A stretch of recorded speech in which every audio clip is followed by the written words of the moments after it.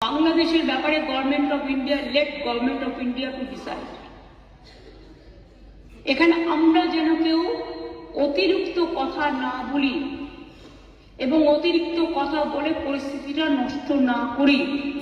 বাংলাদেশের সাম্প্রতিক পরিস্থিতিতে কেন্দ্রীয় সরকারের পাশে দাঁড়িয়ে সব রাজনৈতিক দলকে এক সুরে কথা বলার জন্য আহ্বান জানিয়েছেন মুখ্যমন্ত্রী মমতা বন্দ্যোপাধ্যায়। তার কথায় বাংলাদেশের সাম্প্রতিক পরিস্থিতিতে পশ্চিমবঙ্গের শরণার্থী সমস্যা বাড়ার আশঙ্কা রয়েছে। বিধানসভায় তিনি জানিয়েছেন, অনেকেই পশ্চিমবঙ্গে আসতে চাইছেন ওপার থেকে, সেটা বিএসএফ দেখছে, রাজ্য প্রশাসন এই নিয়ে মন্তব্য করবে না।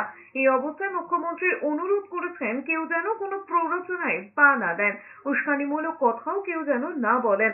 একই সঙ্গে সংবাদ মাধ্যমের একাংশ এবং পরোক্ষভাবে বিজেপিকে নিশানা করে মুখ্যমন্ত্রী বলেছেন, এটা উত্তরপ্রদেশ নয় যে সরকার সংবাদ মাধ্যমকে ব্যান করবে, কিন্তু আবেদন করবেন যথাযথ থাকুন। আর কিছু ফেক ভিডিও ভাইরাল করা হচ্ছে, সে বিষয়েও সতর্ক থাকার জন্য বলেছেন মুখ্যমন্ত্রী।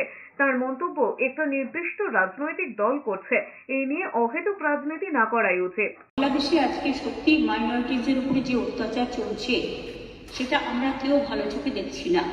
দাঙ্গা করে কতিপয় সমাজ বিরোধী এবং যারা সমাজের বোঝা। সুতরাং এই ব্যাপারটিকে এই অ্যাঙ্গেল থেকে দেখে আমরা সবাই যেন এমন কোনো মন্তব্য না করি যাতে আমাদের কোনো রকম পরিস্থিতি বাংলায় এটাকে নিয়ে খারাপ হয়।